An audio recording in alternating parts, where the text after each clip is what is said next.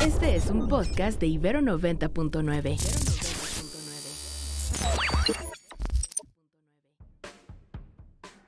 Desde el estudio B de Ibero 90.9, esto es Control de Cambios, una producción de Ibero 90.9 y la revista Nexos. Mi nombre es Valeria Villalobos Guizar. Los Juegos Olímpicos se han convertido en el mayor evento deportivo a nivel mundial. Desde su reactivación en 1896, los Juegos Olímpicos han trascendido su carácter deportivo y se han convertido en un reflejo del contexto político global. Por ejemplo, los Juegos de Berlín 1936 se utilizaron como plataforma de propaganda por el régimen nazi, mientras que los boicots de Moscú 1980 evidenciaron las tensiones de la Guerra Fría. Más recientemente, los Juegos de Pekín 2008 fueron un importante escenario de protesta para señalar faltas a los derechos humanos y exigencias de justicia social. Pero las Olimpiadas también ofrecen una oportunidad única para la diplomacia. Los deportistas de las dos Coreas, desfilando juntos en Pyeongchang 2018, son un buen ejemplo del potencial de este magno evento para fomentar el diálogo y la cooperación. Además, los Juegos Olímpicos son también una oportunidad de oro para que todas las naciones, y en especial el país anfitrión, puedan narrar su historia nacional y decidir cómo se muestran ante el mundo. Fernanda Marín estudió Lengua y Literatura Hispánica en la Facultad de Filosofía y Letras de la UNAM. Bienvenida, Fernanda. Los Juegos Olímpicos son un acontecimiento que gira en torno al júbilo y la celebración, pero a su vez una oportunidad para que el país sede, en este caso Francia, comunique al mundo sus valores, su cultura, una imagen determinada de sí misma. Así que, Fernanda, ¿qué te pareció la inauguración de París 2024? ¿Y cuál crees que fue el mensaje que dio Francia al mundo? Si pudiera describir la ceremonia de inauguración que vimos, con una palabra sería contundente. ¿Por qué? Francia hizo muy bien en transmitir su mensaje, o sea, utilizó los medios necesarios para transmitir su mensaje y la imagen que quería dar a conocer a la comunidad internacional. Pienso que las ideas que nos quiso transmitir se sostienen por dos pilares. En primer lugar, tenemos la idea de Francia y la República. Creo que es como el punto más importante. Vimos varios gestos, vimos varios símbolos que nos hacen asociar a Francia con la idea de república. Por ejemplo, el gorro frigio. Esta mascota de los Juegos Olímpicos en realidad fue extraída de una pintura de Eugène Delacroix, La libertad guiando al pueblo, y es además un guiño a la tradición grecorromana que también sostiene a Francia. ¿Podrías platicarnos un poquito más de esta pintura de Delacroix como para entender qué simboliza el gorro frigio? El gorro frigio lo lleva la libertad personificada en una mujer que está sobre una catástrofe, ¿no? Una guerra. Es una forma de hablar de cómo se erige la justicia social sobre el antiguo régimen que ya está cayendo. Además de este gorro, por ejemplo, tenemos la María Antonieta decapitada, ¿no? Sí, con el concierto de rock atrás de Rammstein. Esa imagen es muy poderosa, ¿no? También otra imagen de derrocar al régimen, de la república sobre el antiguo régimen.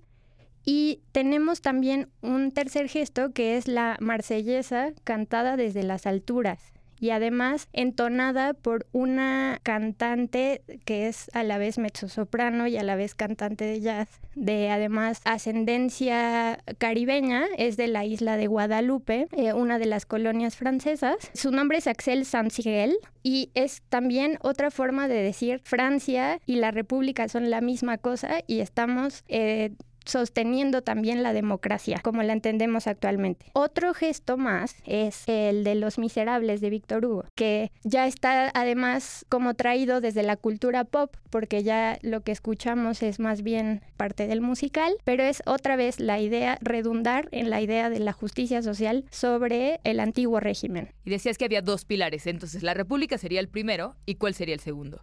Primero, también este otro pilar es importante decir que se trae a nuestro presente también a través del progresismo. Ya vemos otros gestos como de libertad sexogenérica, equidad de género, ¿no? Tenemos a los pensadores y pensadoras, a los escritores y escritoras importantes de Francia, y también muchos guiños o mucha participación de las diversidades raciales en un país profundamente racista que además ha estado teniendo exabruptos de la ultraderecha francesa. Entonces eso ya pasa al segundo plano y lo que queda en nuestra memoria es la idea de Francia y la República, más bien. El otro pilar es la idea de Francia y París. Me parece que todos asociamos a Francia con París, o sea, es una de las primeras cosas que se nos viene a la mente cuando pensamos en Francia. Lo que simboliza París va más allá de una metrópolis capital en cualquier lado. En realidad, París es un faro cultural, lo ha sido en diferentes épocas, en el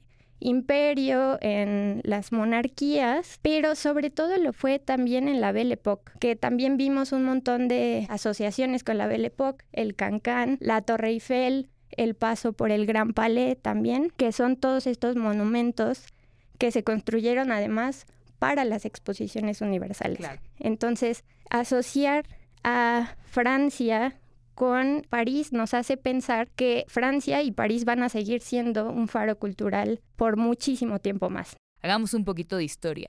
¿Cómo comienzan los Juegos Olímpicos, digamos, modernos, como los conocemos hoy? Para llegar a Atenas 1896, que fue la primera edición de los Juegos Olímpicos, hubo todo un proceso detrás, encabezado por un personaje muy importante que es el barón Pierre de Coubertin, que era un pedagogo, aristócrata, entusiasta del deporte, que se dedicó a esparcir la semilla de los Juegos Olímpicos. Trató de llegar a diferentes mundos, al mundo académico, o sea, participaba en simposios y conferencias sobre cultura clásica. También participó en asociaciones a las que él mismo pertenecía. Él era boxeador, él era esgrimista, montaba a caballo también. Entonces atacó todos esos frentes y también los frentes políticos. Se acercó también a filántropos, a líderes mundiales y al final logró tener a 14 países para Atenas 1896 y que todos ellos participaran de estos juegos, de estos primeros juegos. También se alió de artistas para esta primera edición, quienes fueron los que hicieron las medallas para los ganadores y el diploma también. En este caso no tenemos un póster, no se conserva como una imagen oficial de los juegos, pero sí tenemos un programa de mano que tiene imágenes que también aluden al mundo grecorromano. Lo mismo que las medallas y el diploma.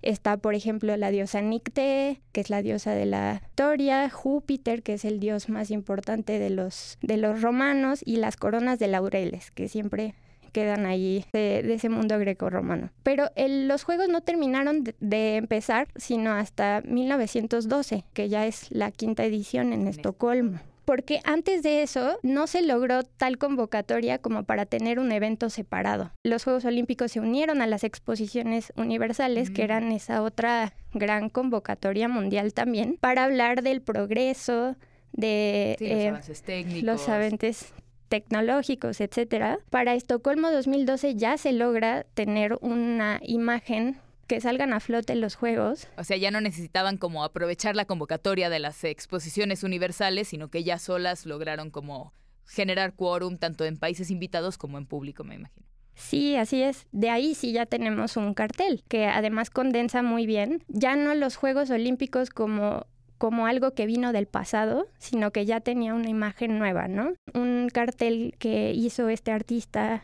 sueco, Oje Hortsberg, y que muestra un cuerpo masculino al centro, pero que viene del arte sacro en realidad.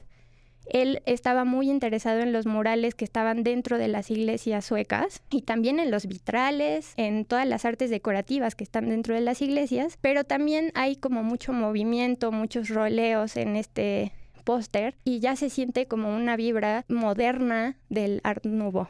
Para quienes no lo conocen, ¿podrías describirnos un poco ese póster? Yo estoy segura que mucha gente lo ha visto sin saber que se trata de eso, porque es muy famoso, pero ¿podrías describirlo brevemente? Sí, es un póster de color anaranjado que tiene esta imagen de esta figura masculina desnuda que solo tiene cubierta la parte de abajo y además está escenificando un desfile de banderas. Se ven las banderas curvas Y digo, esa imagen todavía existe, ¿no? Todavía se conservan los desfiles de los abanderados de los países. Este fue el primer momento en el que un cartel, digamos, oficializó una suerte de imagen de los Juegos Olímpicos modernos, ya no forzosamente recurriendo a la idea de los Juegos griegos. A partir de que se estandarizó este cartel como un producto natural de comunicación de las Olimpiadas, ¿qué siguió? Porque está el famoso caso de Amberes, que también da otro giro a la importancia de la comunicación y la publicidad dentro de, y del diseño después, dentro de los Juegos Olímpicos. Lo que vino después fue muy poderoso porque el mismo Barón de Coubertin se da cuenta del poder de identificar a los Juegos como algo que se sostiene solo. Por ejemplo, se le ocurre hacer un emblema para los Juegos Olímpicos, que son estos aros de colores que todos identificamos ahora, y que extrajo de las banderas, o sea, esos colores están extraídos de las banderas de todos los participantes que había entonces. Y están encadenados los círculos como símbolo de unión y además en un fondo blanco propugnando por una cultura de paz. Pero este símbolo no se puede utilizar en 1914, que es cuando lo creó, sino hasta después de la Primera Guerra Mundial, porque se suspende la siguiente edición de los Juegos Olímpicos. Claro. Amberes 1920 por eso es tan importante, porque se elige de hecho esta nueva sede para hacer un gesto con la nación belga que había sufrido la ocupación alemana, a pesar de ella haber entrado como un agente neutral en la Primera Guerra Mundial. Entonces sufre la ocupación y se elige, de hecho ni siquiera se le exige que tenga la infraestructura adecuada para los deportistas y se elige esta ciudad como gesto de cultura de paz y además se hace en la ceremonia inaugural como una especie de ofrenda. Es la primera vez que se usa la bandera olímpica con los aros, es la primera vez que se hace el juramento por parte de un deportista, el juramento olímpico, y también es la primera vez que los ejércitos liberan palomas blancas. Entonces, todas estas fotografías que además son interesantísimas de ver, yo creo que se ha hecho muy buen trabajo de difusión por parte del Museo Olímpico en Francia, porque en internet uno puede acceder a las fotografías de todas estas otras ediciones de los Juegos Olímpicos para ver cómo fueron desde ese inicio. Ahora, antes de entrar a cabina, me platicabas de un caso que me gustaría que le contaras a los escuchas, que es el de Helsinki 1952, que además no solamente habla de la importancia del arte y después del diseño dentro de la comunicación de los Olímpicos y de esto que hablábamos al inicio del programa sobre que es una enorme oportunidad para que los países se renarren a sí mismos y demuestren determinada imagen ante el mundo, sino que pone en el centro de esa narración el mismo acto del arte y del diseño. ¿Podrías contarnos cuál es el caso de Helsinki 1952? Helsinki, además, 1952 es, yo creo que mi cartel favorito, porque conjuga una historia sobre el diseño y una historia que va de la mano, en la que van de la mano el deporte y la independencia de este país que desde que concursó en 1912 con sus vecinos en Estocolmo, llevó una comitiva de deportistas a los que les fue muy bien, pero todavía era parte del Imperio Ruso, todavía era un ducado que sí tenía cierta autonomía, no eran plenamente independientes aún. Después de este gesto ya empiezan los movimientos independentistas a agarrar fuerza hasta que en 1917 se independizan totalmente de Rusia y empiezan desde entonces las ideas de ser sede olímpica. Si ya habían tenido una muy buena actuación y una marca ante el mundo de ser un país independiente, entonces también podían ellos mismos ser sede. Y comienzan todas estas ideas durante muchos años a esparcirse por toda la población. O sea, sigue habiendo comunidades deportivas en Finlandia a pesar de los conflictos internos. Y llega un punto en el que ya pasaron 10 años desde la independencia. O sea, me gusta además porque pasan muchísimas décadas para Helsinki 1952 y desde 1902 estaban pensando en eso. Pero para la primera década de su independencia, en 1927, hay una figura muy importante del modernismo finlandés, que es Alvar Aalto, este arquitecto importantísimo, a quien se le ocurre: ¿por qué no, si ya tenemos todas estas ideas sobre el deporte y la independencia, ¿por qué no construir un estadio para que cumplamos a la vez con el requisito para ser sede olímpica y a la vez estemos celebrando ser autónomos? Igual, a partir de la idea de Alvar Aalto, que no se llega a construir, continúa latente esta idea de que el deporte y los monumentos a la independencia van unidos. Luego, ya hasta 1940 es que consiguen ser sede propiamente, pero se suspenden otra vez los Juegos a causa de la Segunda Guerra Mundial. Y para cuando se retoman, después del conflicto bélico, se decide que no va a ser Helsinki la siguiente sede, va a ser Roma, pero sí se le toma en cuenta y se forma para 1952. Y cuando llega ese momento ya ha habido preparaciones previas de 1940. Ya se había elegido un cartel entonces y se vuelven a hacer concursos para que los diseñadores manden su propio cartel. Nadie gana ese concurso, se declara desierto y se recicla el cartel de 1940 porque era muy poderoso. El cartel muestra también una figura masculina. Esta vez tiene unos tonos verdosos porque... Parece como una escultura de bronce incluso. Es una escultura de bronce y es Paavo Nurmi, que es el finlandés volador. Es uno de los atletas más importantes que en los Juegos de París 1924 logró 5 medallas, que era una cosa impresionante y un orgullo nacional.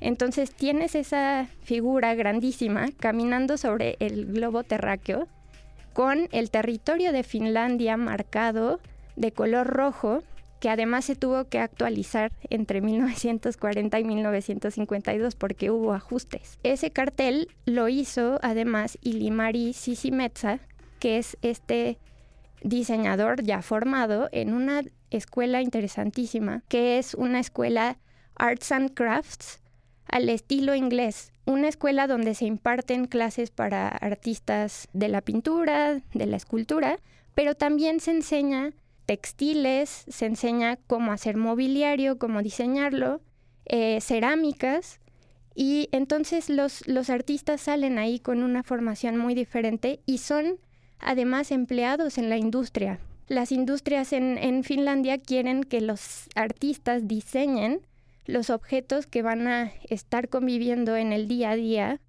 con todas las personas, con todos los habitantes de Finlandia. Hay una idea muy contemporánea que es la idea del diseño nórdico. Todos actualmente seguramente tenemos una pieza de diseño nórdico en nuestra casa, pero esa idea se creó en 1930 más o menos, cuando había un intercambio entre Suecia, Dinamarca, Finlandia, por todo este trabajo que había también en la industria y por esta formación, pues eso sigue vigente hasta nuestros días. Por último, Fer, me gustaría que nos contaras, ya nos adelantaste un poco cuál es tu cartel favorito, pero ¿por qué ese es tu cartel favorito? Que si mal no recuerdo es Estocolmo 1912 o Amberes. No, es Helsinki 1952. Perdóname. ¿Por qué el de Helsinki es particularmente tu cartel favorito? Por estas historias en donde se cruzan pues el diseño que en realidad tiene una raíz en las artes. Las artes gráficas, por ejemplo, el cartel, la litografía, la serigrafía, todas esas fueron medios de expresión artística, medios creativos, además de medios que tenían una utilidad. Entonces es interesante que al ver todas estas ediciones olímpicas, pues podemos también ver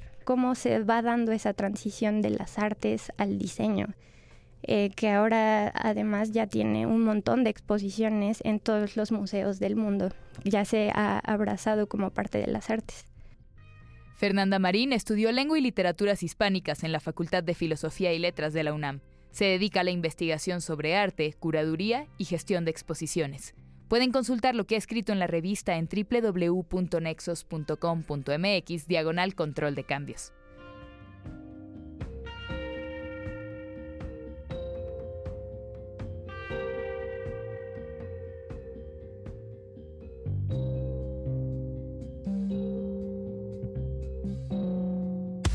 Más podcasts, música y radio en vivo en Ibero 99.fm.